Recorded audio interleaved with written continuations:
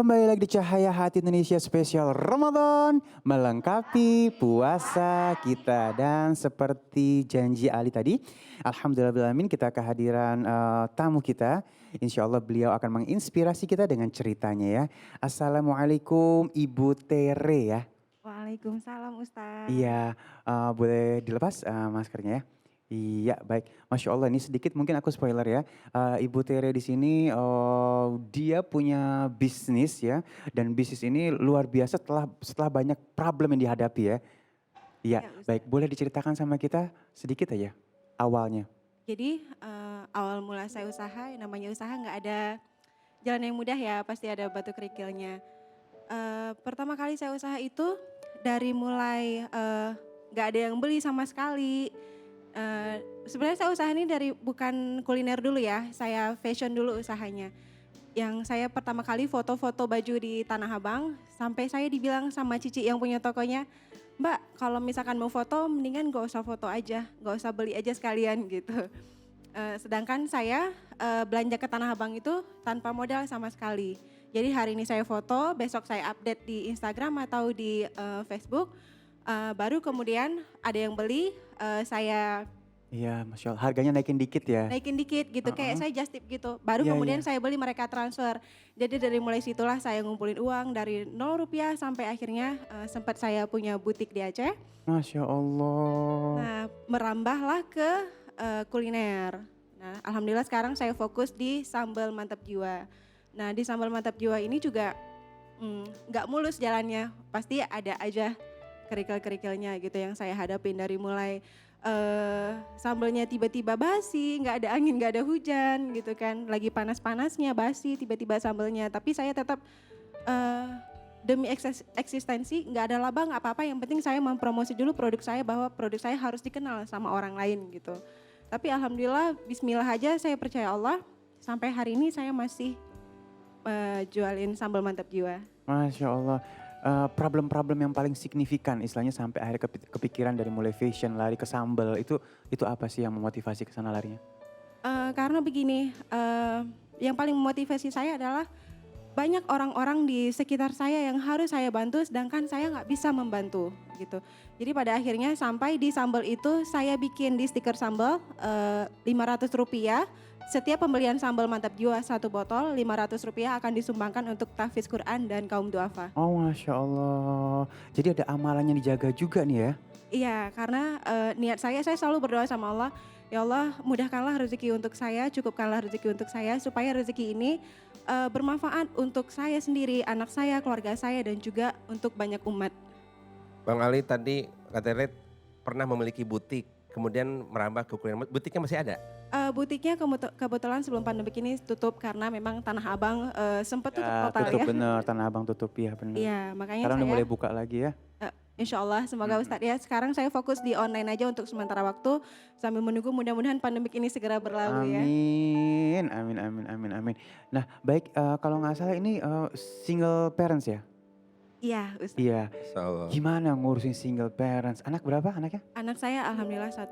Satu fight dengan keadaan situasi ini.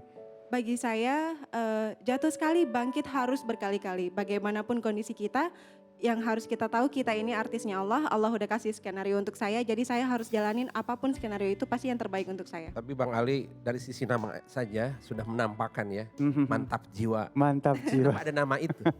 Karena begini, ini jadi flashback ya ditanya. Iya.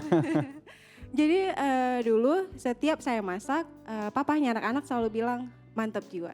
Oh. Itulah jadi terinspirasi nama dari situ. Sebenarnya ini beliau yang kasih nama gitu. Masya Allah ya. Baik, saat ini ke depannya dengan ada sedekah 500 ya Iya, per apa namanya per botol. per botol. Ada nggak sih amalan lain yang masih dijaga saat ini sehingga akhirnya kalau aku lihat kayaknya struggle banget nih ngadepin itu. Iya, amalan yang lain saya jalani, saya kebetulan rezeki cukup ya. Alhamdulillah. Kita bilang nggak ada nggak boleh juga ya Ustadz ya. Heeh, heeh. Jadi amalan-amalan saya ingin berbagi bagaimanapun caranya meskipun saya nggak bisa berbagi dengan uang. Jadi saya punya reseller, beberapa reseller di seluruh Indonesia. Jadi saya punya bisa merekrut mereka ini untuk berbagi lewat saya gitu. Jadi saya menampung donasi-donasi. Biasa setiap Ramadan tuh saya selalu nampung donasi dari mereka-mereka ini untuk saya berbagi ke kaum duafa kayak gitu. Jadi saya sendiri yang nampung. Kalau saya bisa berbagi dengan harta yang saya miliki, ya dari saya gitu. Intinya saya berbagi lewat cara apapun dan dengan cara apapun yang saya bisa, meskipun itu hanya lewat satu kalimat aja. Baik single parents dengan memiliki bisnis ya, gimana ngebaginya untuk bisnis dan untuk anak? Kalau ditanya gimana berbagi waktunya, santai sayanya. Oh. Jalanin aja ke air mengalir, apa yang harus saya selesaikan di depan mata, saya selesaikan di depan mata. Gitu. Jadi nggak easy. pernah saya bawa jadi beban, easy going Masya aja. Allah, Masya Allah ya. Nah kedepannya istilahnya ya, masih ada nggak sih pemikiran istilahnya, wah ada amalan yang aku harus jaga nih, karena berasa banget dengan amalan ini aku survive gitu. Amalan yang harus banget dijaga itu sholat, udah pasti Ustadz ya. Iya. Sholat 5 waktu dan ngaji. Oh, Tahajud, duha, usahakan jangan pernah ketinggalan untuk orang yang berdagang kayak saya ini. Karena itu benar-benar luar biasa banget. Dan satu lagi yang harus saya kasih tahu ke orang lain, maksudnya ya, mudah-mudahan impact juga ke orang lain ya.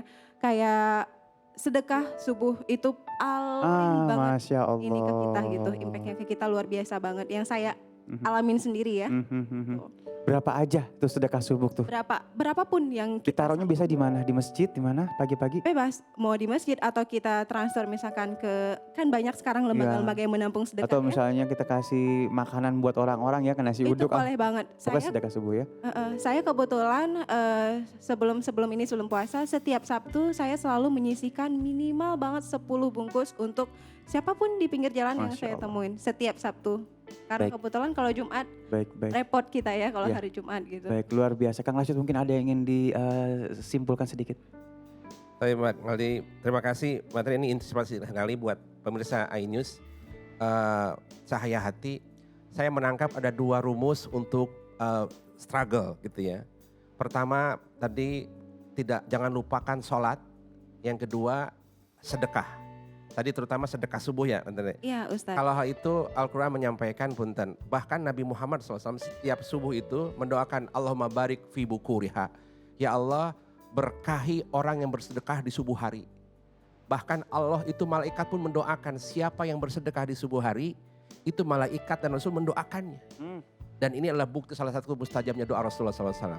Yang kedua tentu sedekah hebat tapi tidak salat itu manating. Salat jaga. Jadi kesimpulannya inna ma'al usri yusra, inna ma'al usri yusra.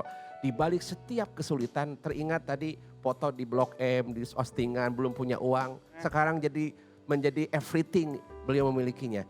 Maka punten kesulitan itu mendatangkan 2 kemudahan. Maka ibadah entah itu bisnis, entah itu sedekah, kalau tanpa sholat dia akan nothing. Tapi kalau ibadah menggunakan sholat itu akan everything. Analogi Bang Ali, bahwa sedekah itu 0 nilainya. Berbisnis karena Allah 0 nilainya. Berbagi ke anak yatim piatu 0 nilainya. Tadi Rp500 setiap botol. Itu akan 0 nilainya kalau dia tidak ada sholat. Katakan dia memiliki 12 0. 0 puasa, 0 zakat, 0 sedekah, 12 0. Tanpa sholat itu 0 semua. Nothing. Tapi kalau sedekah berbisnis karena Allah ada sholatnya, dia dapat angka 1. Angka 1 simpan di depan, kemudian ada 12 0 jadi 1 triliun.